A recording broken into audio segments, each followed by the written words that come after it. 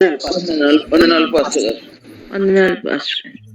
Sister ఇర్మియా గ్రంథాన్ని ధ్యానిస్తూ ఉన్నాం. ఇర్మియా గ్రంథంలో 45వ సెషన్కి మనం చేరుకున్నాం. 23వ అధ్యాయము 10వ ప్రవచనం. ఈ 10వ ప్రవచనము ప్రవక్తలను గూర్చిన ప్రవచనములను మాట్లాడుకోవడం జరిగింది. అందులో మనము 9వ వచనం నుంచి 11వ వచనం వరకు 9-10 వచనాలను మనం ధ్యానించడం జరిగింది. ఈ రోజున 11 నుంచి చివరి వచనమైన 40 వచనాల వరకు ధ్యానించి 10వ ప్రవచనాన్ని మనం కంప్లీట్ చేసుకుందాం. అయితే మొదటిగా మనము 11 మరియు 12, 13 వాక్యాలను చదువుకొని వాక్య ధ్యానాన్ని ప్రారంభించుకుందాం. ఇర్మియా గ్రంథ ధ్యానంలో 23వ అధ్యాయము 11వ వచనము, 12వ వచనం మరియు 13వ వచనము చదువుకొని నేటి వాక్య ధ్యానాన్ని ప్రారంభించుకుందాం. ప్రవక్తలేమి యాజకులేమి అందరూ అపవిత్రులు. నా మందిరములో వారి చెడుతనము నాకు కనపడిను. ఇదే యెహోవా వాక్కు. వారి దండన సంవత్సరమున వారి మీదికి నేను కీడు రప్పించుచున్నాను కనుక గాఢాంధకారములో నడుచువానికి జారుడు నేలవలే వారి మార్గముండును. దానిలో వారు తరమబడి పడిపోయెదరు. ఇదే యెహోవా వాక్కు. షమ్రోను ప్రవక్తలు అవివేక క్రియలు చేయగా చూచితిని.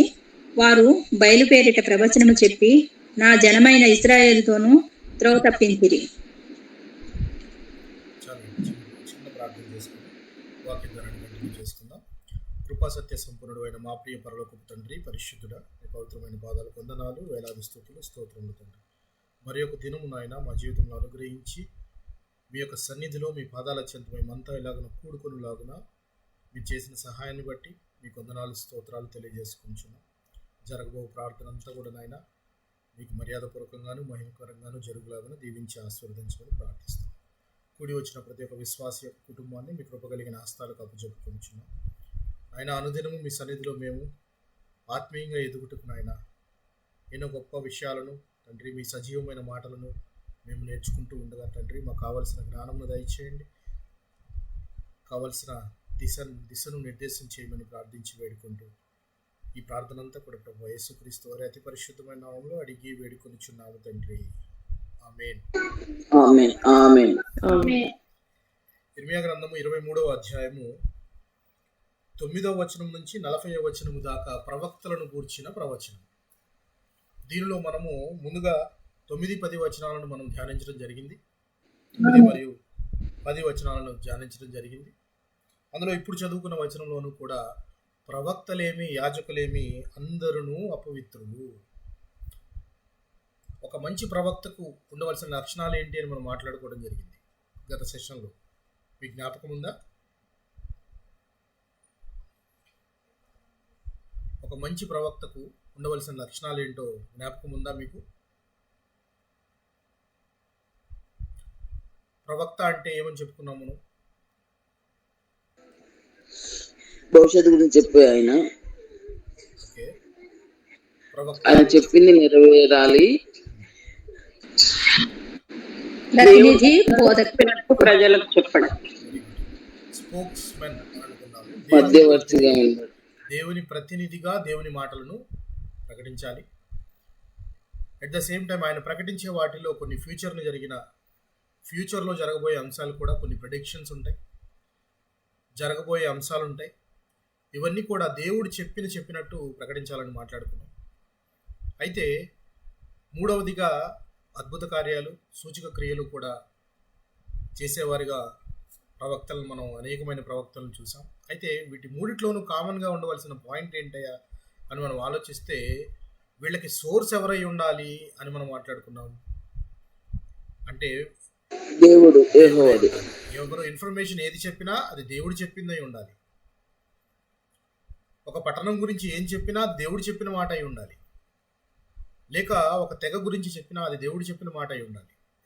అంతేగాని తమ సొంత కథలు, సొంత కల్పిత కళలు, లేక కలగని నాకు ఈ కళ వచ్చింది అని చెప్పి నువ్వు ప్రకటించడం ఇది కాదు. దానికి సోర్స్ మాత్రం దేవుడే అయి ఉండాలి అని మనం మాట్లాడుకోవటం జరిగింది. అయితే ఇక్కడ ప్రధాన యాజకులేమి ప్రవక్తలేమి యాజకులేమి అందరూ అపవిత్రులే అంటున్నాడు. అంటూ నా మందిరంలో వారి చెడుతనము నాకు కనపడింది. వారి మందిరంలో ఉన్నప్పుడు నా చెడుతనం కనపడింది. వారి యొక్క చెడుతనం నాకు చాలా క్లియర్గా కనపడింది. అయితే వారి దండన సంవత్సరమున వారి మీదకు నేను కీడు రప్పిస్తాను అని చెప్తున్నాడు.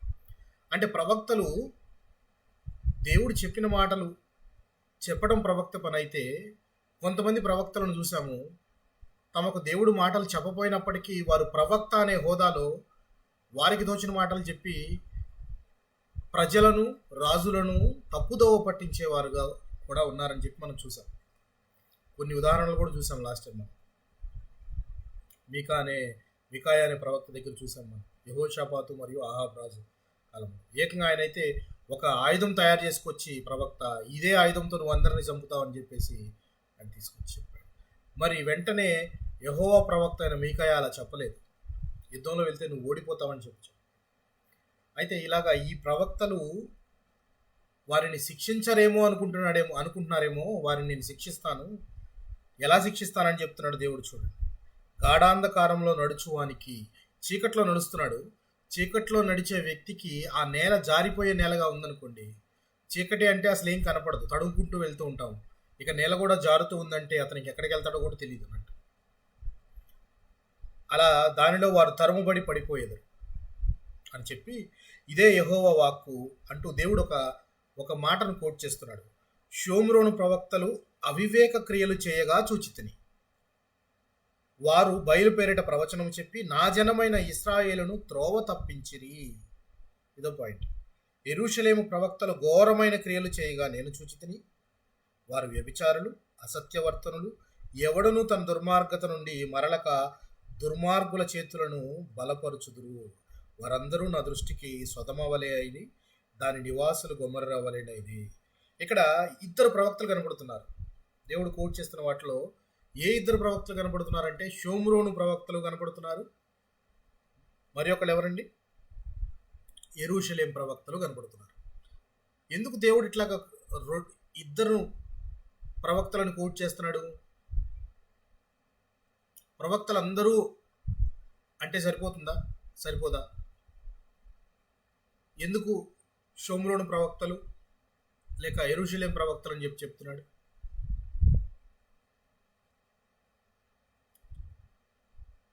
ప్రవచనం వారి గురించి ఎందుకు వాళ్ళిద్దరిని గురించి చెప్తున్నాడు అని. ఫర్ ఎగ్జాంపుల్ ప్రవక్తలు అంటే వాళ్ళైనా వీళ్ళైనా ప్రవక్తలే కదా, మొత్తం ప్రవక్తలు అని చెప్తున్నప్పుడు ఎందుకు సెపరేట్ చేసి మాట్లాడుతున్నాడు? ఆ ప్రవక్తలు ఎలా చేశారు, ఈ ప్రవక్తలు ఎలా చేశారని ఎందుకు ఆ డిఫరెన్షియేషన్ ఎందుకు అంటున్నాడు? అంటే యెరూషలేం వారి మీదకి షోమ్రోన్ వారి మీదకే కదా ఆయన కోపం ఉగ్రత రప్పించింది. అందుకని ప్రవక్తలు కూడా ఆ విధంగా ఉన్నారు అని కోడ్ చేసిండు. యూదా వారికి వారు ప్రవచించిన ప్రవక్తలు. అయితే ఎందుకు ఇక్కడ మాట్లాడుతున్నాడంటే నేను మీకు ఇంకొక ఉదాహరణ చెప్తాను. ఇదే ఇర్మియా ప్రవర్తనలో మనం ఒక ప్రవచనం చెప్పుకోవడం జరిగింది. యూదా వారిని, ఇశ్రాయేలీల వారిని అక్క చెల్లెలుగా దేవుడు ట్రీట్ చేసి చెప్తాడు. అక్క చెల్లెలుగా ట్రీట్ చేస్తూ ఆల్రెడీ ఒకరికి నేను పరిత్యాగ పత్రిక ఇచ్చేశాను అని చెప్తాడు. అని ఎవరితో చెప్తున్నాడు? రెండో వాడితో చెప్తున్నాడు. రెండో వారితో అంటే చెల్లితో చెప్తున్నాడు. అంటే ఎక్కడైనా కానీ చూడండి, షోమ్రోను అనే పట్టణం కానీ లేకపోయినా ఇశ్రాయేలు 10 గోత్రాల వారు కానీ వారు చేసిన తప్పిదములను బట్టి వారు శిక్ష అనుభవించడానికి ఎవరి కళ్ళ ముందు జరిగింది వారికి శిక్ష అనుభవించటము, వాళ్ళు అష్షూరు చెరలోనికి వెళ్ళటం అనేది.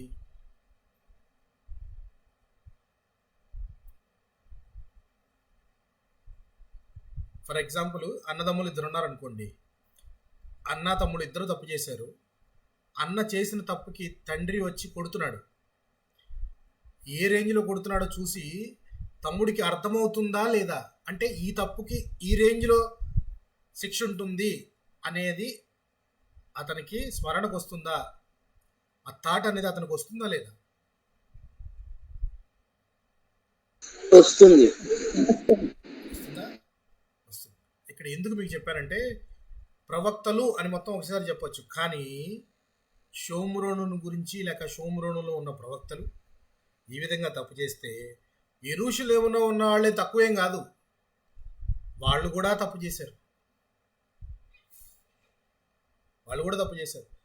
10 గోత్రాల వారిని అష్షూరు చెరలోనికి పంపిస్తే వాళ్ళు యెరోబాము చేసిన పాపాలను బట్టి మిగిలిన వారందరూ తప్పు చేసి చెరకు వెళ్ళిపోయారు అని కనుక మనం ఆలోచిస్తే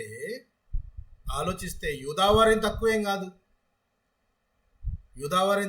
కాదు, వాళ్ళు కూడా వాళ్ళు చేసిన పాపాలను బట్టి వారి శిక్ష అనుభవిస్తారు. అందుకే షోమ్రోను ప్రవక్తలు, యెరూషలేం ప్రవక్తలు ఇద్దరి గురించి చెప్తున్నాడు. ఎలా చెప్తున్నాడు చూడండి. ఆ చేసిన తప్పుల్లో కూడా దేవుడు ఎంత క్లియర్గా చెప్తున్నాడో చూడండి ఒకసారి. షోమ్రోను ప్రవక్తలు అవివేక క్రియలు చేయగా చూచితిని. అవివేక క్రియలు చేశారట. వారు బయలుపేరిట ప్రవచనం చెప్పి నా జనమైన ఇశ్రాయేలును త్రోవ తప్పించిరి. బయలుపేరిట ప్రవచనము చెప్పటమే కాకుండా జనాలందరినీ కూడా త్రోవ తప్పించారట. అంటే అర్థమేంటి? ప్రవక్తగా తను తప్పు చేయడమే కాకుండా ఆ తప్పు దారిలో ఎవరిని నడిపిస్తున్నాడు ఈ ప్రవక్త?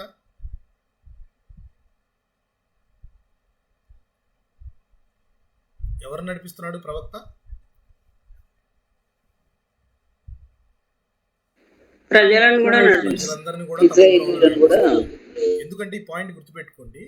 నేను చివరికి వెళ్ళాక మనం ఈ పాయింట్ మళ్ళా మాట్లాడదాం. ప్రజలను తప్పు ద్రోవ పట్టిస్తున్నారు. ప్రవక్తగా తను తప్పు చేస్తున్నాడు, బయలుపేరిట ప్రవచనం చెప్తున్నాడు. అసలు బయలు మాట్లాడదు. మరి బయలు ఈయనకి ప్రవచనం ఎలా చెప్తే వీళ్ళు ఎలాగా ఆ ప్రవచనాలు చెప్తున్నారో తెలియదు. ఒకటి, యెహోవా ప్రవక్తలు అయ్యుండి కూడా తప్పుడు బోధ చేసేవాళ్ళు, లేక తప్పుడు మాటలు చెప్పేవాళ్ళు, రాని కళలను కలలుగన్నామని దర్శనం వచ్చిందని చెప్పేవాళ్ళు ఒకళ్ళైతే, బయలుపేరిట ప్రవచనాలు చెప్పేవాళ్ళు. అంటే ఎలాగ యెహోవా వాక్కు అని మనం చదువుకుంటున్నామో ఆ ప్రవక్తల వాక్కు ఏమని రాసి ఉంటుంది? బయలు యొక్క వాక్కు, బయలు ఈ విధంగా పలికింది అని చెప్పి రాసుకునే అంశాలు ఉంటాయి అన్నమాట వాళ్ళకి. అంటే ఈ ఇద్దరు రకాల ప్రవర్తనలు చూడండి ఎలా ఉన్నారు. ఏమంటున్నాడు చూడు. బయలుపేరిట ప్రవచనం చెప్పి నా జనమైన ఇశ్రాయేలును త్రోవ తప్పించిరి. అలాగని మరి యెరూషలేం ప్రవక్తలను తక్కువ తిన్నారా అంటే, యెరూషలేం ప్రవక్తలు ఘోరమైన క్రియలు చేయగా నేను చూచితిని. వాళ్ళు వీరికన్నా ఘోరమైన క్రియలు వారు చేస్తుంటే నేను చూచాను. వాళ్ళంతా ఎలాంటి వారట?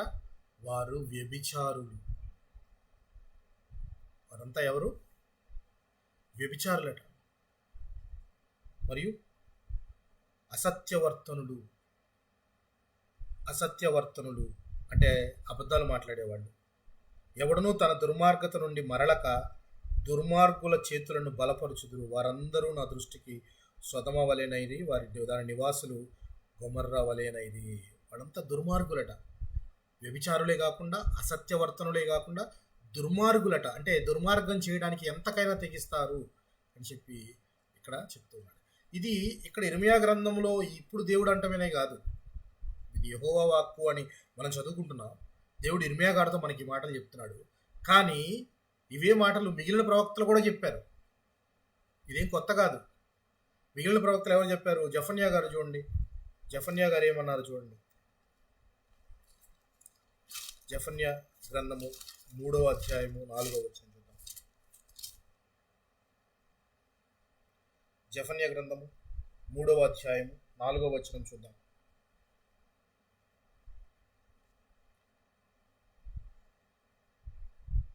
దాని ప్రవక్తలు గప్పాలు కొట్టువారు, విశ్వాసఘాతకులు.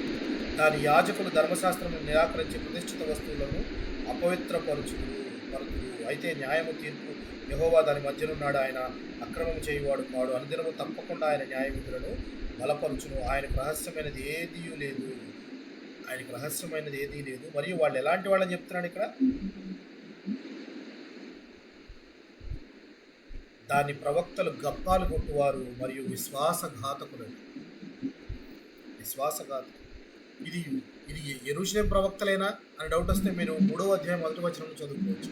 3వ అధ్యాయం 1వ వచనం ఎవరి గురించి చెప్పబడిందంటే, ముష్కరమైనదియు భ్రష్టమైనదియు అన్యాయము చేయున్నదియు అగు పట్టణమునకు శ్రమ. ఏ పట్టణం గురించి చెప్తున్నాడు జఫన్యా గారి? ఏ పట్టణం ఇది? యెరూషలేం పట్టణం గురించి చెప్తున్నాడు జఫన్యా గారు. జఫన్యా గారు ఇప్పుడు ఏ కాలం వాడు అనుకుందాం. జఫన్యా గారు ఏ కాలం వాడు అంటే మనం 1వ అధ్యాయం 1వ వచనంలో చూడొచ్చు. యోషియా దినములు అంటే 600 సంవత్సరాలు, 600 ఆ బీసీలో సుమారు. అంటే ఇర్మియా గారికి సమకాలికుడే. అంటే ముందు ఆయన చెప్పాడు, ఈయన చెప్తున్నాడు. అంటే ఫర్ ఎగ్జాంపుల్ ఇదే పోర్షన్, ఇదే సిలబస్ ఒక టీచర్ వచ్చి ఆల్రెడీ చెప్పెళ్ళారు, మరలా ఇంకో టీచర్ వచ్చి అదే చెప్తున్నారు, రిపీట్ చేస్తున్నారు. రిపీట్ చేసి చెప్తున్నా కానీ వాళ్ళకి బోధపడటం లేదు. జెఫన్యా గారు, యెషయా గారు కూడా చెప్పారు. యెషయా గారు చూద్దాం, వీళ్ళందరికంటే ముందుగా ఇర్మియా గారి కంటే ముందు ప్రవక్త యెషయా గ్రంథం 28వ అధ్యాయం 7వ వచనం గమనించాం. యెషయా గ్రంథము 28వ అధ్యాయం 7వ వచనాన్ని గమనించాం.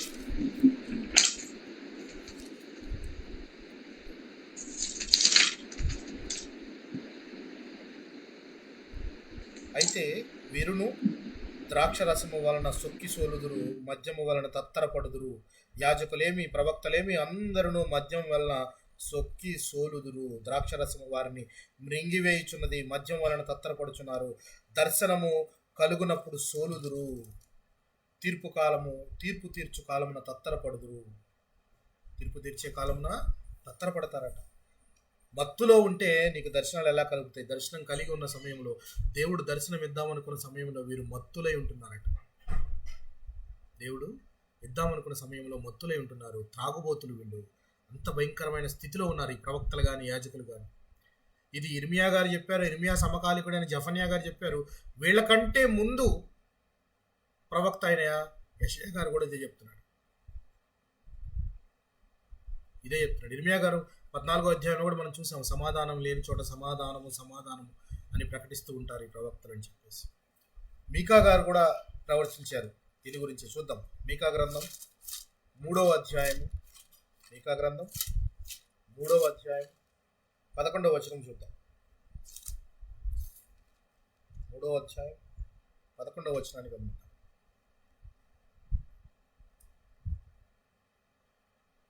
జనుల ప్రధానులు లంచం పుచ్చుకొని తీర్పు తీర్చుదురు, వారి యాజకులు కూలికి బోధింతురు, ప్రవక్తలు ద్రవ్యము కొరకు సోదె చెప్పుదురు. అయినను వారు యెహోవాను ఆధారం చేసుకుని, యెహోవా మన మధ్యనున్నాడు కదా, ఏ కీడును మనకు రానేరదు అని అనుకుందురు. ఇది గొప్ప విషయం, గొప్ప మాట. వింటున్నారా జాగ్రత్తగా? మీరు ఈ వచనం విన్నారా? మీరు జాగ్రత్తగా విన్నారండి ఈ వచనము?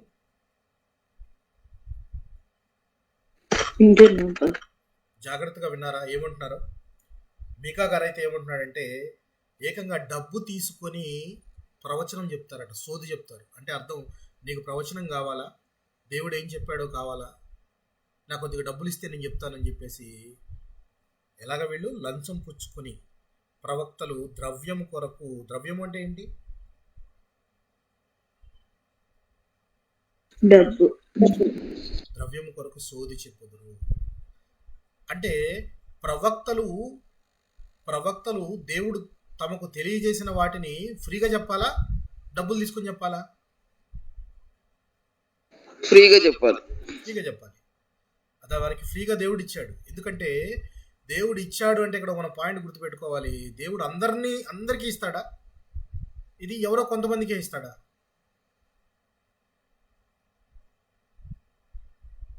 అందరికీ ప్రవచనాలు చెప్పే భాగ్యాన్ని కానీ, ప్రవచనాలు చెప్పే అవకాశాన్ని కానీ దేవుడు అందరికీ ఇస్తాడా? కొంతమందికే ఇస్తాడా? కొంతమందికే ఇస్తాడు. ఎందుకు మీకా గారిని, ఎందుకు నహూం, ఎందుకు జెఫన్యా ఇలా పేర్లు విడుగు చదువుకుంటున్నామంటే ఆ ప్రవక్తలకు ఇచ్చిన దర్శనాన్ని క్లియర్గా వాళ్ళు చెప్పినట్టు ప్రజలకు తెలియజేశారు. అందుకని వారి గురించి చదువుకుంటున్నాం. అలా కాకుండా ఆ రోజుల్లో ఉన్న ప్రవక్తలు దేవుడు చెప్పినట్టు చెప్పకపోగా చెప్పనిది కూడా చెప్పినట్టు చెప్తూ ఉన్నారు వాళ్ళకి.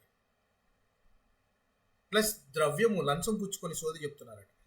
ఇదెవరు చెప్తున్నారు? మీకా గారు చెప్తున్నారు. మీకా గారు ఎప్పుడు ప్రవచించారు అని అంటే, ఈయన ఎవరి సమకాలికుడు అంటే, ఈయన మన ప్రవక్త అయిన యెషయా గారి సమకాలికుడు. ఎందుకంటే ఆయన ఆహాజు, హిజ్కియా అనే యోధారాజుల దినముల్లో షోమ్రోను గురించి, యెరూషలేము గురించి ప్రవచించాడు. ఆహాజు, హిజ్కియా అంటే ఆల్మోస్ట్ యెషయా గారి కాలమే. అవునా కాదండి? ఆహాజు గారి కాలంలో యెషయా గారు ప్రవచించారని ఎలా చెప్పగలం మనం?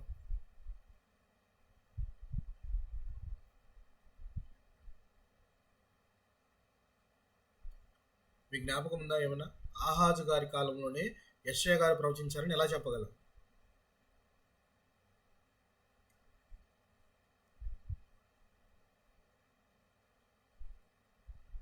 ఆహాజ్ గారు అప్పుడు పరిపాలించారు, కరెక్టే. ఆయన కాలంలోనే యెషయా గారు ప్రవచించారు అని ఎలా చెప్పగలం? సమకాలికులు. కాదు, నేను అడిగిన ప్రశ్న మీకు అర్థం కాలేదు. ఆహాజు గారి కాలంలోనే యెషయా గారు కూడా ప్రవచించారని మనము ఏ బేస్ చూసి చెప్పగలం? ఏ ఎవిడెన్స్ ఉంది మన దగ్గర?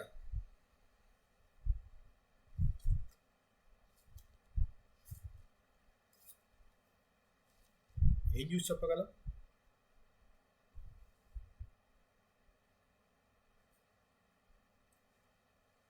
ఏం చూసి చెప్పగలమండి? అంటే అప్పుడు ఆయన ప్రవచించాడు. ఏషియా హిస్కియా కూడా అదే కాలంలో పరిపాలించాడు. ఆయనకు చిన్న చిన్న క్లూ మీకు ఎందుకు మిస్ అవుతున్నారు నాకు అర్థం కాదు. ఎందుకు మిస్ అవుతున్నారు క్లూస్ని? అంటే దాన్ని ధ్యానంగా ఆ ప్రశ్న అర్థం కాలేదు అనుకుంటుంది. ప్రశ్న నేను అడిగింది ఆహాజ్ గారి కాలంలోనే యెషయా గారు ప్రవచించారని నేను చెప్తున్నాను. అది నిజమేలా అవుతుంది? యెషయా 1:1 ఉంటుంది కదా. అది ఫస్ట్ కీ పాయింట్ ఈజ్ యెషయా గ్రంథంలో 1వ అధ్యాయం 1వ వచనంలోనే ఏ రాజుల కాలంలో ఆయన ప్రవచించాడో ఫస్ట్ పాయింట్ ఉంటుంది. First point. నెక్స్ట్ పాయింట్ మనం గుర్తుపెట్టుకోవాల్సింది కంటత వాక్యం కూడా మనకి తెలుసు. ఏంటి కంటత వాక్యము? కాబట్టి ప్రభువు తానే ఒక సూచన నీకు కనబరుచును, కన్నిక గర్భవతి కుమారుని కనును, అతనికి ఇమానుయేలు అని పేరు పెట్టును అని సూచన ఎవరితో చెప్పారు చెప్పండి?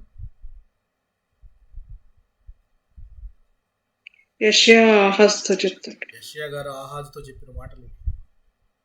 యెషయా గారు ఆహాజ్ అనే రాజు దగ్గరికి వెళ్ళి నువ్వు ఇలా చెప్పు, నువ్వు ఆయన్ని ఎదుర్కోవడానికి వెళ్ళి నీ కుమారుని కూడా వెంట తీసుకొని వెళ్ళి ఆహాజు రాజు దగ్గరికి వెళ్ళి నువ్వు భయపడకు, నిమ్మళంగా ఉండు, నిన్ను భయపెట్టే ఈ రాజ్యాలు 2 నాశనం అయిపోతాయి, అందుకని దేవుడిని ఒక సూచన అడుగంటే నేను అడగనంటాడు ఆయన. తానే ఒక సూచన చూపిస్తాడు దేవుడు అని చెప్పేసి సూచన గురించి చెప్తాడు. అప్పుడు దాన్ని బట్టి ఆహాజ్ గారి కాలంలో యెషయా గారు ప్రవచించారు, ఆయన అప్పుడే పనిచేశాడని చెప్పచ్చు ఆ పాయింట్ని. ఇది ఫస్ట్ పాయింట్. అంటే క్లూ అంటే మనకి ఏ గ్రంథమైనా ఏ ప్రవక్తల గ్రంథమైనా ఆ ప్రవక్త పనిచేసిన కాలము రాజుల కాలంతో లింక్ అయి ఉంటుంది. ఏ రాజుగారి కాలంలో ఆయన ప్రవచించాడు అనేది ఉంటుంది. సో దాంతో మనం సమకాలికులు ఎవరో మనకు అర్థమైపోతుంది. సో మీకా గారు ప్రవచించింది అయితే ఆల్మోస్ట్ యెషయా గారి కాలంలోనే. ఆయనైతే అంటున్నాడు ఈ ప్రవక్తలు ద్రవ్యం తీసుకొని సోది చెప్పే వాళ్ళుగా ఉన్నారు అని చెప్తున్నాడు. అంటే డబ్బులు తీసుకొని సోది చెప్పటము దేవుని మాటలు కాకుండా కాని మాటలు చెప్పడం వీళ్ళకి అలవాటైపోయింది అని చెప్తున్నాడు. చూడు అయితే ఇర్మియా గ్రంథంలో 23వ అధ్యాయం చూద్దాం. 23వ అధ్యాయంలో అందుకని నా దృష్టికి సొదమ వలె అయిరి, వారి నివాసములు గొమర్రె వలె అయినాయి. సొదమ గొమర్రెలకి ఏమైందో తెలుసు కదా, మీకు తెలుసా? అది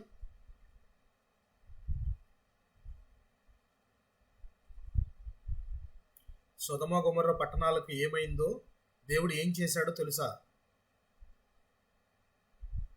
అగ్ని కురిపించి నాశనం చేసినవాడు. సో అది మనకు తెలిసిన పాయింటే. సో దేవుని దృష్టికి ఈ ప్రవక్తల ఇల్లు కూడా అలాగే కనబడుతున్నాయి, అలాగే జరగబోతుంది, అంత నాశనం కాబోతుంది అని చెప్తున్నాడు దేవుడు. అంటున్నాడు కావున సైన్యములకు అధిపతి యెహోవా ఈ ప్రవక్తలను గురించి సెలవిచ్చినదేమనగా యెరూషలేము ప్రవక్తల అపవిత్రత దేశమంతటా వ్యాపించను. వీళ్ళ అపవిత్రత వారి వరకు మాత్రమే కాదు, ప్రవక్త ఒక్కడే అపవిత్రంగా లేడు, తను మిగిలిన ప్రజలందరినీ కూడా దారి తప్పించారు, వారందరినీ కూడా అపవిత్రపరిచారు. ఈ అపవిత్రత అనేది దేశమంతటా వ్యాపించింది. అందుకని నేను వారికి వేయబోయే శిక్ష ఏంటో తెలుసా? వారికి తినటానికి నేను చేదు ఆకులు, మాచిపత్రి ఆకులను, చేదు నీటిని ఇస్తాను. అప్పుడు వాటిని అంటే వారికి అలా శిక్షిస్తానని చెప్తున్నాడు. చూడు, కనుక తినుటకు మాచిపత్రియు త్రాగుటకు చేదు నీళ్లు నేను వారికి ఇచ్చుచున్నాను. సైన్యములకు అధిపతి యెహోవా ఇలాగ సెలవిచ్చుచున్నాడు, మీకు ప్రవచనములు ప్రకటించు ప్రవక్తల మాటలను ఆలకింపుడి, వారు మిమ్మును భ్రమపెట్టుదురు. అంటే భ్రమ పెట్టే ప్రవక్తలు వస్తారు ఉంటారు అని ఆ కాలంలోనే చెప్పబడింది. మరి ఈ కాలంలో మన ప్రభు అయిన యేసుక్రీస్తు వారు కూడా చెప్పారా లేదా? లాస్ట్ సెషన్లో కూడా చెప్పుకున్నాము. సర్మోన్ ఆన్ ద మౌంట్, కొండ మీద ప్రసంగంలో ఆయన చెప్పిన వాటిలో తోడేళ్ల రూపము ధరించుకొని వస్తారు అని చెప్పాడా లేదా? చెప్పారు. సో ఇప్పుడు చెప్పాడు పాస్టర్. అంటే ప్రవక్తలు ఇలాగ తోడేళ్ళ రూపంలో వస్తారు అని అంటే బాధ్యతగా లేక అలర్ట్గా ఉండవలసిన బాధ్యత ఎవరిది?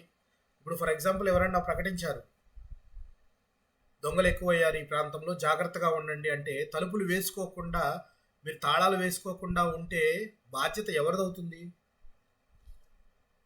మనదే అవుతుంది. ప్రకటన చేయడానికి దేవుడు ఆల్రెడీ ప్రకటించాడు, మీ వద్దకు అబద్ధ ప్రవక్తలు వస్తారు, వారు మిమ్మల్ని మాటలతో భ్రమపరుస్తారు, నేను చెప్పని మాటలు కూడా చెప్తారు.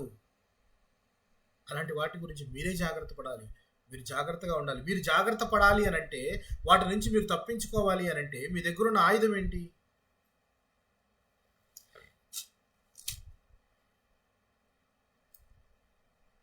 మీ దగ్గర ఉన్న ఆయుధం ఏంటి? దేవుని వాక్యం. ఎస్, దేవుని వాక్యం. పేతురు గారు ఆ మాటను మనకి చెప్తున్నారు, జాగ్రత్తగా గమనిద్దాం. పేతురు రాసిన రెండవ పత్రిక 1వ అధ్యాయము 19 నుంచి 21 వచనాలు గమనిద్దాం. పేతురు రాసిన 1వ పత్రిక 1వ అధ్యాయము 19 నుంచి 21 వచనాలు. 19, 20, 21 వచనాలు కనుక మనం గమనిస్తే, మరియు ఇంతకంటే స్థిరమైన ప్రవచన వాక్యం మనకున్నది, తెల్లవారి వేకువ చుక్క మీ హృదయములలో ఉదయించు వరకు ఆ వాక్యము చీకటి గల చోటున వెలుగునిచ్చు దీపమైనట్టున్నది. దాని యందు మీరు లక్ష్యముంచిన ఎడల మీకు మేలు. ఒకడు తన ఊహను బట్టి చెప్పుట వలన లేఖనములో ఏ ప్రవచనమును పుట్టదని మొదట గ్రహించుకున్నవలెను. ఒక ప్రవచనము పుట్టాలి అంటే, ఒక ప్రవచనము రావాలి అని అంటే అది ఎవరి ప్రవచనాన్ని ప్రకటించే వాడి హృదయంలో పుట్టదు. అది ఎక్కడ పుడుతుంది ప్రవచనం అనేది? ప్రవచనం చెప్పే వ్యక్తి యొక్క హృదయం తలంపుల్లో పుట్టదు. ఎక్కడ పుడుతుంది ప్రవచనం అనేది?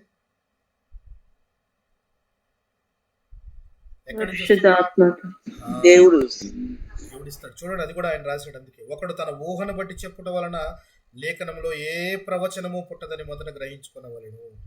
ఎలయనగా ప్రవచనము ఎప్పుడును మనుష్యుని ఇచ్చను బట్టి కలుగలేదు, కానీ మనుషులు పరిశుద్ధాత్మ వలన ప్రేరేపింపబడిన వారై దేవుని మూలముగా పలికిరి. సో దేవుని మూలముగా ఇప్పుడు పలుకుతున్నాము అని అంటే మనం నమ్మచ్చా? ఈ ప్రజెంట్ కాలంలో, ఈ కాలంలో దేవుడు నాకు ఈ ప్రవచనం చెప్పాడని ఎవరైనా చెప్తే మీరు నమ్ముతారా? నమ్మొద్దు. ప్రవచనం చెప్పాల్సిన అవసరం లేదు. ఇప్పుడు ప్రవచనాల కాలం అంతా అయిపోయింది, అద్భుత కార్యాల కాలం అంతా అయిపోయింది, ప్రవచనాల కాలం అంతా అయిపోయింది.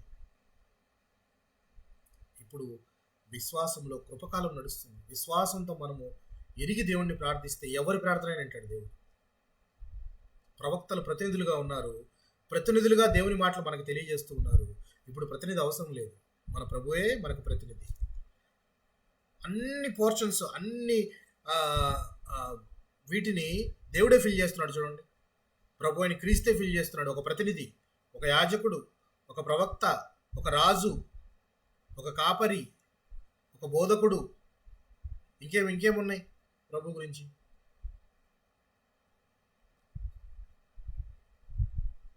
ఇంకేమున్నాయి మీరు చెప్పండి.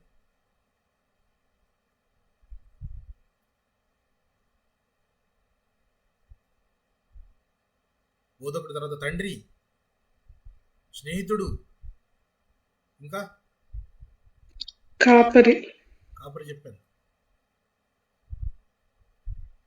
స్నేహితుడు కూడా చెప్పాను. సో ఎన్ని క్యారెక్టర్స్ ఆయన పోషిస్తున్నాడు చూడండి. ఇప్పుడు ఇంకెవరు అవసరం లేదు, ప్రవచనం చెప్పడానికి ప్రవక్త అవసరం లేదు, యాజకుడు అవసరం లేదు, ఇప్పుడు కాపరి అవసరం లేదు, ఇప్పుడు ఇంకా బోధకుడు అవసరం లేదు.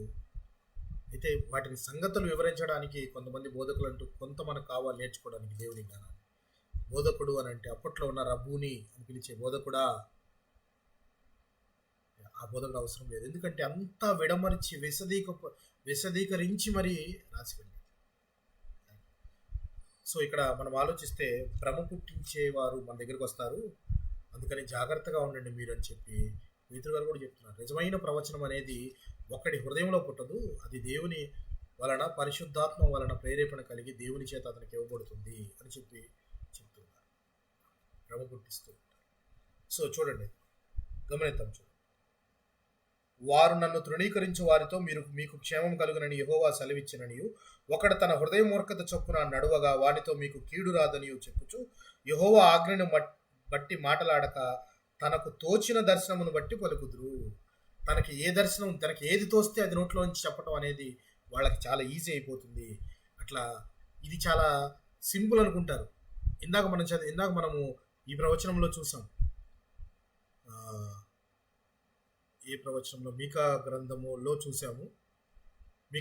చూసినప్పుడు వాళ్ళు ఇలా ప్రకటిస్తూ కూడా భయమేమి లేకుండా మన మధ్య మనము దేవుని యొక్క సన్నిహిత్యంలో ఉన్నాము, దేవుని సహవాసంలో ఉన్నాము, మనకే భయం లేదు అనుకుంటారట ఆ ప్రవక్తలు. అట్లా అనుకోవడం కాకుండా నోటితోనే కదా, చిన్న అబద్ధమే కదా చెప్పింది, నాకు దర్శనం కలగకపోయినా కలిగిందని చెప్పాను అని చెప్తున్నాడు. దేవుడు అంటున్న మాట ఏంటో తెలుసా? ఎవని మాట వానికే భారమగును. ఏంటిదండి ఇది? ఎవని మాట వానికే భారమగును అంటే నువ్వు చెప్పిన మాటలకి దానికి శిక్ష ఎవరు అనుభవించాలి?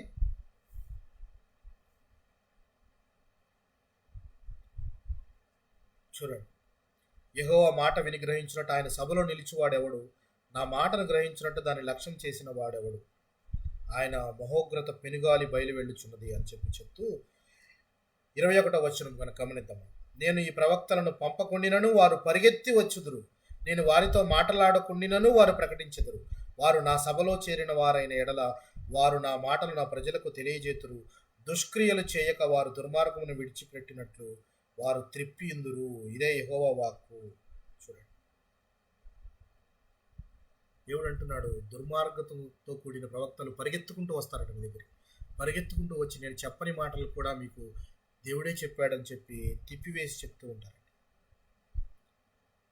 అయితే రహస్య స్థలంలో దాగుకొనగల వాడెవడు అని చెప్పి దేవుడు కూడా అడుగుతూ ఉన్నాడు. అబద్ధములు ప్రకటించి ప్రవక్తలు పలికిన మాటలు నేను విని ఉన్నాను, ఆ అబద్ధ ప్రవక్తలు పలికిన మాటలన్నీ నేను వినున్నానంటున్నాడు. ఇక్కడన్నిటికీ ఇలాగా జరగకుండును. తమ హృదయ కాపట్యమును బట్టి అబద్ధములు ప్రకటించు ప్రవక్తలు దీనిని ఆలోచింపరా అని చెప్పి దేవుడు అడుగుతున్న మాటలు జాగ్రత్తగా గమనిద్దాం. చూడండి, బయలును పూజింపవలనని తమ పితరులు తమ నామమును మరిచినట్లు వీరందరూ తమ పొరుగువానితో చెప్పు కలల చేత నా జనులు నా నామమును మరిచినట్లు చేయవలని యోచించుచున్నారా? కలగనిన ప్రవక్త ఆ కలను చెప్పవలెను. నా వాక్కు ఎవనికుండునో వాడు సత్యమును బట్టి నా మాట చెప్పవలెను. ధాన్యముతో చెత్తకు ఏమి సంబంధం? ఇదే యెహోవా వాక్కు అంటూ దేవుడు చెప్తున్న మాట ఏంటంటే, నా మాట అగ్ని వంటిది కాదా, బండను బద్దలు చేయు సుత్తి వంటిది కాదా అంటున్నాడు. దేవుని మాట ఎలాంటిదట? నా మాట అగ్ని వంటిది కాదా, బండను బద్దలు చేయు సుత్తి వంటిది కాదా. అంటే అంత గట్టిగా చెప్తే మాట అంతా కరెక్ట్గా ఉంటుంది. అగ్ని దహించినట్టు దహించి వేస్తుంది, అబద్ధము నువ్వు దహించి వేస్తుంది. అసత్యం పలికే వారిని కలలు గని మాయా స్వప్నముల చేత ప్రేరేపించబడే వారందరినీ కూడా అది కాల్చివేస్తుంది వాక్యం అనేది. దేవుడు అంటున్నాడు, అందుకే నా మాట అగ్ని వంటిది కాదా అని చెప్తూ ఇలాగా ప్రవక్తలు దేవుడు చెప్పిన మాటలను యాజ్ ఇట్ ఈజ్గా ఏం చెప్పాలో అదే ప్రకటించాలి, కానీ తమకు తోచిన మాటలను, తమకు కలిగిన మాయా దర్శనములను ప్రజలకు చెప్పి వారిని తప్పుదో పట్టిస్తున్నారు అని చెప్పి దేవుడు బాధపడుతూ ప్లస్ వాళ్ళ గురించి చెప్తున్నాడు. ఏమని చెప్తున్నాడో ఒకసారి చూద్దాం. చూడండి, స్వేచ్ఛగా 31వ వచనాన్ని చదువుతున్నాను. స్వేచ్ఛగా నాలుకలాడించుకొనుచు దేవోక్తులను ప్రకటించుచు ప్రవక్తలకు నేను విరోధిని అని చెప్తున్నాడు.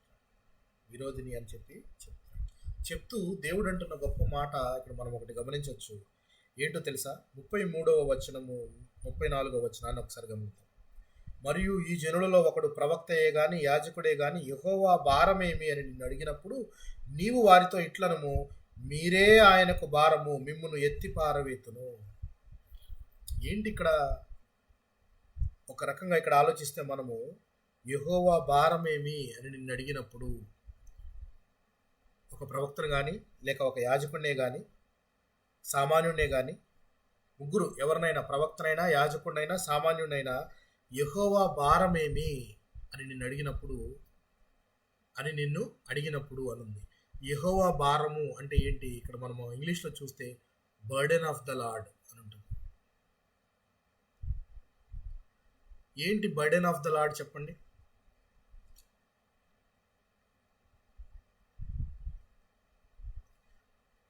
బర్డెన్ ఆఫ్ ద లార్డ్ అంటే యెహోవా భారము అంటే ఏంటి చెప్పండి?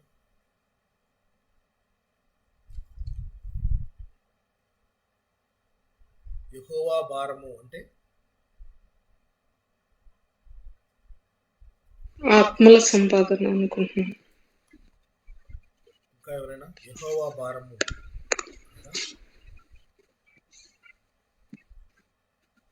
వింటున్నారండి? బోరుగా ఉందా?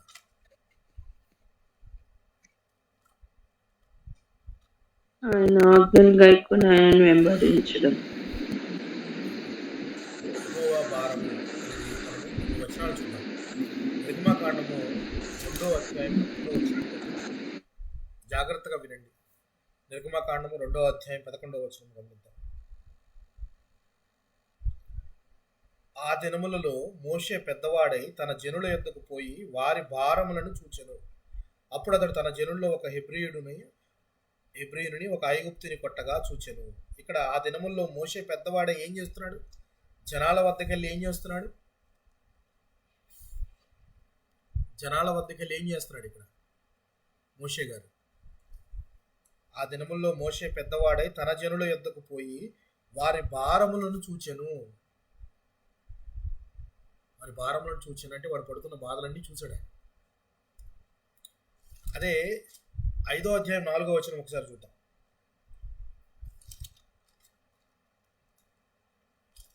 5వ అధ్యాయం 4వ వచనం గమనిస్తే, అందుకు ఐగుప్తు రాజు మోషే అహరోను, ఈ జనులు తమ పనులను చేయకుండా మీరేలా ఆపుచున్నారు? మీ బరువులు మోయుటకు పొండెనను. మీ బరువులు మోయుటకు అంటే మీ పని మీరు చూసుకోండి, కానీ వీళ్ళని ఎందుకు పని చేయకుండా ఆపుతున్నారు మీరు అని చెప్పి ఫరో అడుగుతున్నాడు వీళ్ళని. అంటే ఇక్కడ మోషే అహరోనులు తమ పని తాము చేసుకోవటం, తమ బరువును మోయటం అంటే పని చేయటం అని అర్థమైంది. అక్కడ మనకు పాయింట్ అర్థమైంది ఏంటంటే, మీ బరువు మీరు మోసుకోండి అంటే అర్థం ఏమైంది? మీ పని మీరు చేసుకోండి అని అర్థం. అయితే ఇదే నిర్గమకాండం 18వ అధ్యాయంకి వచ్చేటప్పటికి 22వ వచనాన్ని ఒకసారి గమనిద్దాం. 21, 22 వచనాలు గమనిద్దాం. 18వ అధ్యాయం 21 మరియు 22. మరియు నీవు ప్రజలందరిలో సామర్థ్యమును, దైవభక్తి, సత్యాసక్తి కలిగి లంచగొండులు కాని మనుషులను ఏర్పరచుకొని 1000 మందికి ఒకనిగాను, 100 మందికి ఒకనిగాను, 50 మందికి ఒకనిగాను, 10 మందికి ఒకనిగాను వారి మీద న్యాయాధిపతులను నియమింపవలను. వారు ఎల్లప్పుడూ ప్రజలకు న్యాయం తీర్చవలను. అయితే గొప్ప వ్యాజ్యములన్నిటినీ నీ యొద్దకు తేవలను. ప్రతి అల్ప విషయము వారే తీర్చవచ్చును. అట్లు వారు నీతో కూడా ఈ భారమును మోసిన ఎడల నీకు సులువుగా ఉండును. ఇక్కడ కొంతమందిని పిలిపించి దేవుడు కొంతమందిని తీసుకొనిరా అని చెప్పి మోషే గారికి చెప్తున్నాడు.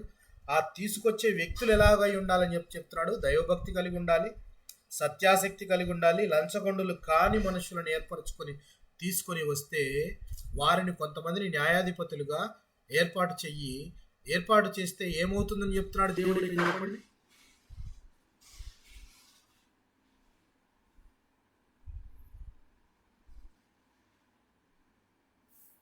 మోషేకున్న భారం కొద్దిగా తగ్గుతుంది.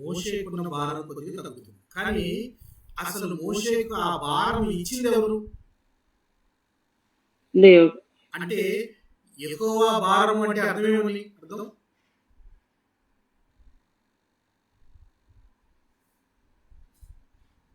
ఈ పని ఇచ్చింది ఎవరు అంటే యెహోవా దేవుడు అన్నాం. అంటే యెహోవా భారము అంటే అర్థము యెహోవా పని అనేనా? పని. ఆ, యెహోవా పని,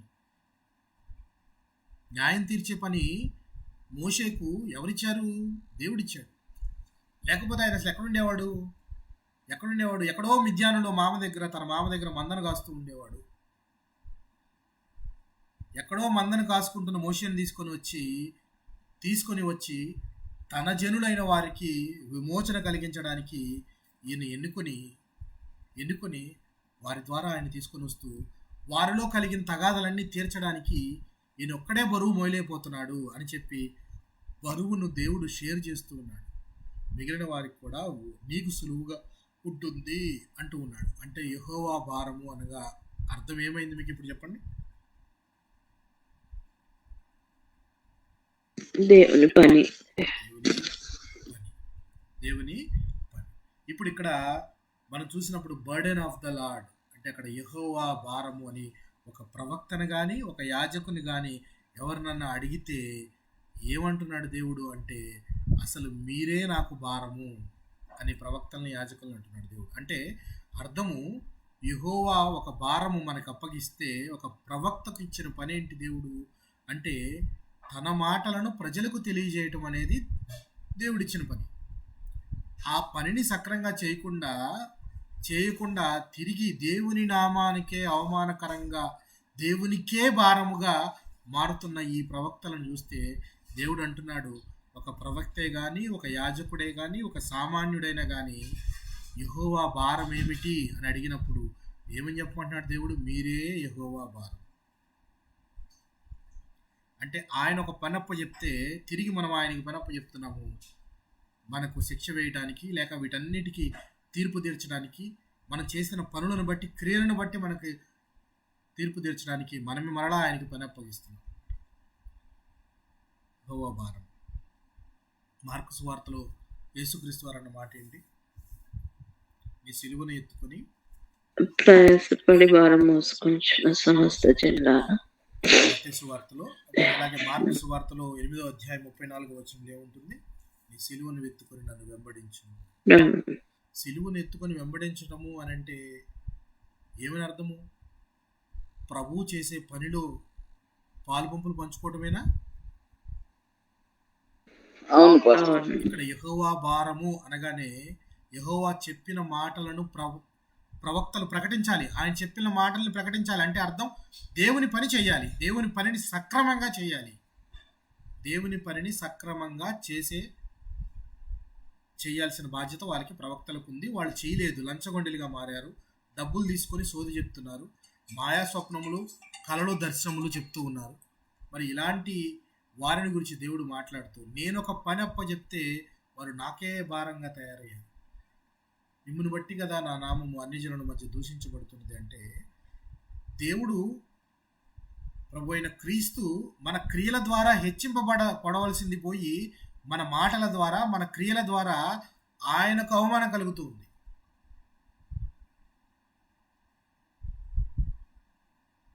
ఈ రోజున ఇద్దరు క్రైస్తవులు కానీ లేక ఒక 2-3 క్రైస్తవ కుటుంబాలు కానీ కొట్టుకుంటూ విపరీతమైన బూతులు తిట్టుకుంటూ భయంకరమైన మాటలు మాట్లాడుకుంటూ రోజు తగులాడుకుంటుంటే ఫస్ట్ తిట్టుకునేది ఎవరు చెప్పండి? ఫస్ట్ జనాలు చూసి తిట్టేది ఎవరని చెప్పండి? ఎవరిని?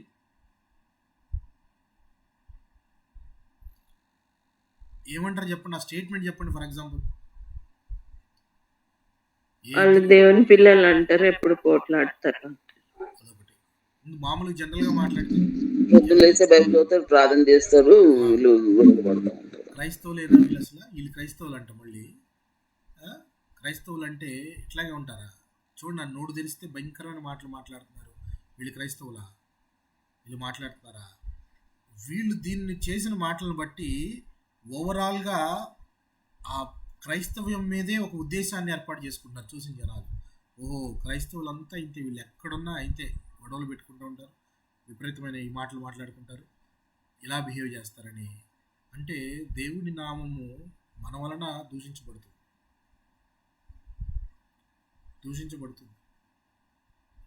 దేవుడు నా సిలువను ఎత్తుకొని నన్ను వెంబడించు అన్నప్పుడు తను తాను ఉపేక్షించుకొని అన్నిటికీ సిద్ధపడి ఆయన్ని వెంబడించాలి.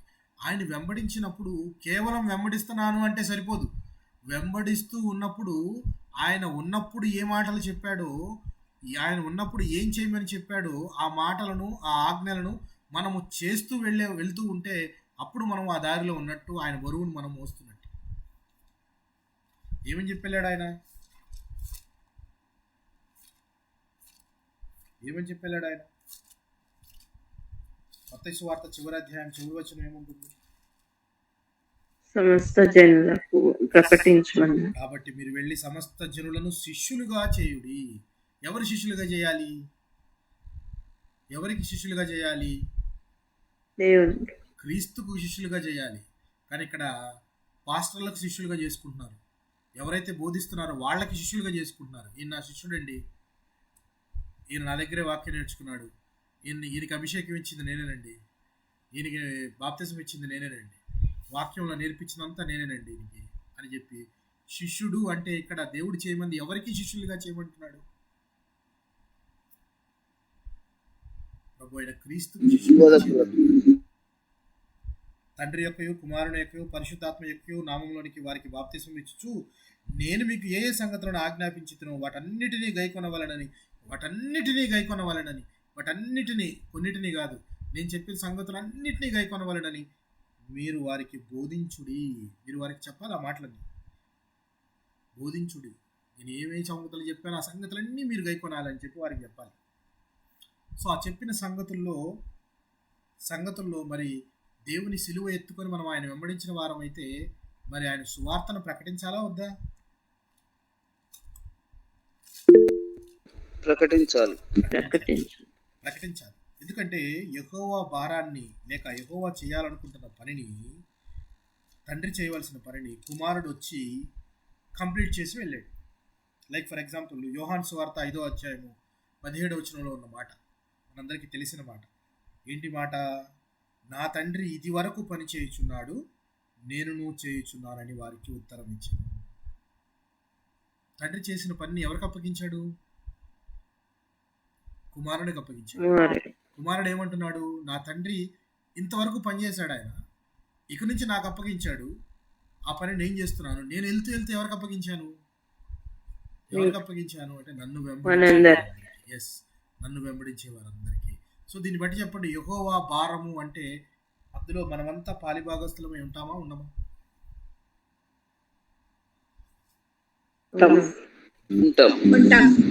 బర్డెన్ ఆఫ్ ద లార్డ్ అంటే మనమందరం. కానీ అక్కడ దేవుడు ఏమంటున్నాడు? ఎవరైనా యెహోవా భారం ఏంటి అడిగినప్పుడు మీరే భారము అని చెప్పి మిమ్మల్ని ఎత్తివేస్తాను అంటున్నాడు. అంటే దేవుని పని చేయాల్సింది పోయి మనము దేవునికి అవమానకరంగాను ఆయన బరువును లేక ఆయన బాధ్యతను, ఆయన పనిని చేయవలసిన మనం ఆయనకి పని పెడుతూ ఆయన మీద బరువును పెడుతూ ఉన్నాం. అంటే అర్థం ఆయన నామానికి అవమానం కలుగజేస్తూ ఉన్నాం. చేయమన్న పని ఏంటి? మనం చేస్తున్న పనులు ఏంటి? మనం ఆయనని స్వార్థ ప్రకటిస్తూ ఆయన ఏ సంగతులు చెప్పాడో అవన్నీ కూడా పాటిస్తూ వెళ్ళమని చెప్తే మనమేం చేస్తున్నాము? వ్యర్థమైన వాదనలు పెట్టుకొని, విపరీతమైన డినామినేషన్స్ భేదాలు పెట్టుకొని, ఒకరినొకరు ప్రేమించుకోవటం అనేది ఒక డినామినేషన్ ఇంకో డినామినేషన్ అప్పుడు ఎప్పుడు ప్రేమ కలుగుతుంది? నీది అది వేరు, నాది ఇది, మీ దానిలో అలా చెప్తారు, మా దానిలో ఇలా చెప్తారు అని దానిలో కొట్టుకోవటమే సరిపోతుంది. కానీ నిన్ను వలే నీ పొరుగువాడిని ప్రేమించుడంటే క్రైస్తవుడినే ప్రేమించలేకపోతే అన్యుడిని ఎలా ప్రేమిస్తాడు? వారిని ఎలా తీసుకొని వస్తారు? ఆత్మల భారము మనం ఎలా కలిగి ఉంటాం? క్రీస్తు ఒక కాపరిగా ఒక గొర్రెపిల్ల తప్పిపోయినా దానికోసం మిగిలిన 99 గొర్రెపిల్లను వదిలేసి వెళ్తున్నాడంటే ఆ కన్సర్న్ కేర్ అనేది మనం కూడా కలిగి ఉన్నామా? మన స్వార్థ పరిచర్యలో యెహోవా భారాన్ని మనం కలిగి ఉన్నామా? యెహోవా భారాన్ని మనం కలిగి ఉంటే మనము అటువంటి ప్రవక్తల వలె గాక సోది చెప్పడానికి, ద్రవ్యం తీసుకొని చెప్పడానికి, వీటికి అలవాటు పడక దేవుడు మనకు చెప్పిన సంగతులను మనము బోధించాలి. ఇందాక నేను మిమ్మల్ని అడిగాను, ప్రవక్తలకు దేవుడు ఫ్రీగా ఇచ్చాడా లేకపోతే డబ్బులకి ఇచ్చాడా? పాస్టర్లకి దేవుడు ఆ జ్ఞానము ఫ్రీగా ఇచ్చాడా డబ్బులకి ఇచ్చాడా? మరి వాళ్ళు ఫ్రీగా ఇవ్వాలా లేకపోతే డబ్బులు తీసుకుని ఇవ్వాలా? ఫ్రీగా ఇవ్వాలి. ఉచితంగానే ఉచితంగానే ఇవ్వాలి పాస్టర్ గారు. ఉచితంగానే ఇవ్వాలి. సో ఉచితంగా ఇవ్వడానికి వాక్యం ప్రవక్తలు సిద్ధంగా ఉండి ఆ భారాన్ని మోసుకుంటూ వెళ్ళేవారుగా ఉండాలి. మనమంతా కూడా అందులో పాలిభాగస్తులమై ఉన్నాం. యెహోవా భారంలో మనము ఆయన సిగ్గుపరిచే వారంగా ఉండకూడదు. ఇర్మియా గారిలో చివరి వచనాలు చదువుకుందాం. ఏమంటున్నాడు చూడండి. దేవుడు ఎంత బాధపడుతూ అంటున్నాడు చూడండి. యెహోవా భారమేమి అని నిన్ను అడిగినప్పుడు నీవు వారితో ఇట్లను, మీరే ఆయనకు భారం, మీరే ఆయనకు భారం. ప్రభు అయిన యేసుక్రీస్తు అన్యజనుల గురించి లేక ఇంకా రక్షణలోనికి రాని వారి గురించి చింతిస్తున్నాడు అని అనుకుంటే తప్పు అవుతుంది. ఇప్పుడు ఆయన ఎవరి గురించి చింతిస్తున్నాడంటే మరణ గురించి చింతిస్తున్నాడు. రక్షణలోకి వచ్చిన మనము మన ప్రవర్తనలతో, మన చేష్టలతో, మన క్రియలతో ఆయనకి అవమానాన్ని తెచ్చిపెడుతూ ఉన్నాం. కీర్తి నలుమూలలా వ్యాపించాలి, ఆత్మలు రాబట్టాల్సింది పోయి వచ్చిన ఆత్మలు కూడా అవిశ్వాసంలో జారిపోతూ వెనక్కి వెళ్ళిపోతున్నాడు. చూడండి ఏమని. అయితే యెహోవా ప్రత్యుత్తరం ఏది? యెహోవా ఏమని చెప్పుచున్నాడు అని మీరు మీ పొరుగు వానితో, మీ సహోదరులతో ప్రశంసించవలను. యెహోవా భారమను మాట మీరిక మీదట జ్ఞాపకం చేసుకొనవద్దు. జీవము గల మన దేవుని మాటలను, సైన్యములకు అధిపతి దేవుడు నగు యెహోవా మాటలను మీరు అపార్థం చేసిరి. యెహోవా భారమను మాట మీరిక జ్ఞాపకం చేసుకొనవద్దు అంటే ప్రవక్తలకు ఖండితంగా చెప్తున్నాడు మాట. నా పని ఇది, దేవుని పని అని మీరు చేయవలసిన అవసరమే లేదు. నా భారాన్ని మీరు జ్ఞాపకం చేసుకోవాల్సిన అవసరమే లేదు. నా గురించి మీరు శ్రమపడాల్సిన అవసరమే లేదు. నిజంగా చూస్తే ప్రవక్తల జీవితాలు కనుక మనం చూస్తే చాలా వరకు హోషేయ కానీ, యెషయా గారు కానీ, యెహెజ్కేలు కానీ ప్రవక్తలకు దేవుడు ఏం చెప్తే అది చేశారు. వాళ్ళు నువ్వు ఇలా చెయ్యి, కాళ్ళు లేకుండా, చెప్పులు లేకుండా నడువు, నువ్వు ఇన్ని నెలలు అంటే నడిచాడా యెషయా గారు? నడిచాడు. యెహెజ్కేలు గారికి మనుష్యుల మలములు తినమంటే ఆయన తినలేనయ్యానంటే సరే గోమలము తీసుకొని అందులో కలుపుకొని అప్పాలు చేసుకొని తిను అని చెప్పి ఇవన్నీ చెప్తే ఒక మనిషిని బాధ పెట్టడం దేవుడి ఉద్దేశం కాదు. కానీ ఆ వ్యక్తి అది చేయటం ద్వారా దేవుని ఉద్దేశాలను తెలియపరుస్తున్నాడు. మరియు మన స్థితిగతులను క్లియర్గా చెప్తున్నాడు. మీరు ఈ విధంగా అపవిత్రమైన స్థితిలో ఉన్నారు అని చెప్తున్నాడు. ఒక ప్రవక్తను వెళ్ళి ఒక వేశ్యని పెళ్లి చేసుకోమంటే పెళ్లి చేసుకున్నప్పుడు ఆ వేశ్య ద్వారా పిల్లలు కంటే ఆ పిల్లలను కూడా ఆమె మరలా తిరిగి తన పాత వృత్తికే వెళ్ళిపోతే వదిలివేయకుండా ఎదురు డబ్బులు ఇచ్చి మరలా ఆమెను తీసుకొనిరా అని దేవుడు చెప్పిన మాటల్లో ఎంత అంతరార్థం ఉందండి, ఎంత ఆత్మీయ అర్థం ఉంది. అంటే దేవుడు విడువక ప్రేమిస్తాడు. నువ్వు ఎన్ని తప్పులు చేసినా ఆమె వృత్తే. ఎందుకు అక్కడ హోషేయ గారిని వ్యభిచారాన్ని పెళ్లి చేసుకోమన్నాడనంటే వ్యభిచార మనస్తత్వము కలిగిన వారము మనము. నరుల హృదయం బాల్యం నుంచి చెడ్డది. మన హృదయం చెడ్డ ఆలోచనతోనే పెరుగుతుంది. కానీ దేవుడు దగ్గర తీసుకున్న తర్వాత అయినా మారుతాడా అంటే మంచి భర్తను, హోషేయ అనే భర్తనిచ్చి ఆమెకు పెళ్లి చేసుకుంటే పెండ్లి అనే దాని ద్వారా ఇద్దరిని జతపరిచి వారికి పిల్లలు కలిగినప్పుడు ఆమె అందులోనే స్థిరంగా ఉంటుందా అని అంటే లేదు. అప్పటికి కూడా తిరిగి తన పాత వృత్తికే వెళ్ళిపోతుందంటే అంటే అర్థం మనం మారినా కూడా మరలా తిరిగి మన ఆలోచనలన్నీ కూడా చీకటి జీవితం వైపు, లేక ఆలోచనలన్నీ కూడా ఈ దేవుడు కాకుండా ఇంకొక వైపు అలాగ తిరుగుతూ ఉంటాయి. అలాగ వెళ్ళిపోయినా కూడా దేవుడు మరలా వదిలిపెట్టడు. మరలా హోషేయ లాంటి ప్రవక్తను పంపించి నువ్వు రా అని మళ్ళీ తిరిగి దగ్గరికి తీసుకుంటాడు. అంటే నువ్వు ఎలాంటి స్థితిగతుల్లో ఉన్నా, నువ్వు ఎంత హాని చేసినా, దేవుణ్ణి పొడిచినా ఆయన క్షమిస్తున్నాడు. తిరిగి వీపు చూపించినా ఆయన నా తట్టు తిరుగు అంటున్నాడు. నీ తట్టు నేను తిరుగుతాను, నువ్వు నా తట్టు తిరుగు అంటున్నాడు. సో ఇవన్నీ అర్థమయ్యేటట్టు చెప్పడానికి హోషేయ గారికి అది చేయమని చెప్పాడు. నిజంగానే చేశాడు ఆ ప్రవక్త అలాగే చేశాడు. అలాగ ప్రవక్తలకు అనేకమైన సంగతులను ఇలాగ చెయ్యి అని చెప్తే ఎంతోమంది ప్రవక్తలు ఆయన చెప్పిన మాటలను చెప్పినట్టు చేశారు. యెహోవా భారము అంటే ప్రవక్తల పని, యాజకుని పని. ఇలా దేవుని పనిని పంచుకునే బాధ్యత యాజకులేంటి, ప్రవక్తలేంటి, వీళ్ళందరూ. కానీ వాళ్ళందరూ కూడా తిరిగి దేవునికి భారంగా తయారయ్యారు. ప్రవక్తలే కాదు, యాజకులు కూడా అందరూ అపవిత్రులే. దేవుని పని చేయాల్సింది పోయి దేవునికే భారంగా తయారయ్యారు అని చెప్తున్నాడు దేవుడు. చూడండి, గమనించండి. ఎవని మాట వానికే భారమగును. దేవుడు అంటున్న మాట చూడండి. మన దేవుని మాటలను సైన్యములకు అధిపతి దేవుడు నాకు యెహోవా మాటలను మీరు అపార్థము చేసితిరి కాగా ఎవని మాట వానికే భారమగును. నువ్వు అపార్థం చేసి ఏదో చెప్పేశావు, ఏదో ప్రవచనం చెప్పేశావు, కానీ ఆ మాట నీకే బరువవుతుంది, దాని బాధ్యత నువ్వే వహించాలి అని చెప్పి దేవుడు అంటున్నాడు. తర్వాత చూడండి, యెహోవా నీకేమని ప్రత్యుత్తరం ఇచ్చుచున్నాడనియు యెహోవా ఏమి చెప్పుచున్నాడనియు మీరు ప్రవక్తను అడుగువలను గాని యెహోవా భారమను మాట మీరు ఎత్తిన ఎడల అందును గూర్చి యెహోవా ఇలాగ సెలవిచ్చుచున్నాడు, మీరు యెహోవా భారమను మాట ఎత్తవద్దని నేను మీకు ఆజ్ఞయించుచున్నాను, మీరు యెహోవా భారమను మాట ఎత్తుచునే ఉన్నారు. అంటే అర్థము, యెహోవా భారం అంటే యెహోవా తరపున మేము మాట్లాడుతామనే మాటను మీరు అసలు మాట్లాడద్దు. మీరు వద్దు అన్నా కూడా మీరు మాట్లాడుతూనే ఉన్నారు.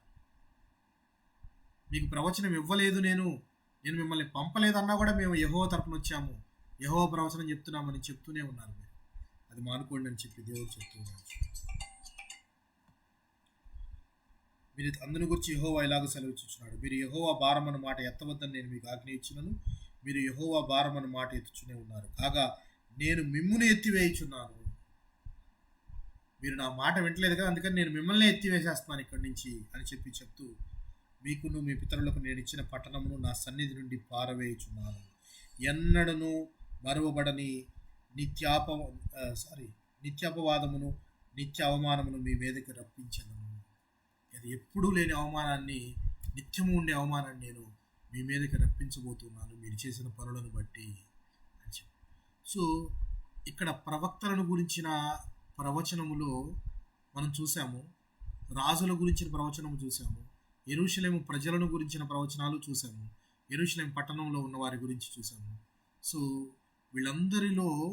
వీళ్ళందరూ దారి తప్పిపోయి దేవుని నామానికి అవమానకరంగానే ప్రవర్తించారంటారా? ఎవరో కొందరి వల్ల యెరూషలేము నాశనం కాబోతుందంటారు. నిత్యమైన అవమానానికి గురి కాబోతుంది యెరూషలేము అని దేవుడు చెప్తున్నాడు కదా, ఇది ఎవరి వలన కలిగిందంటారు? అందరు ప్రవక్తలు, యాజకులు,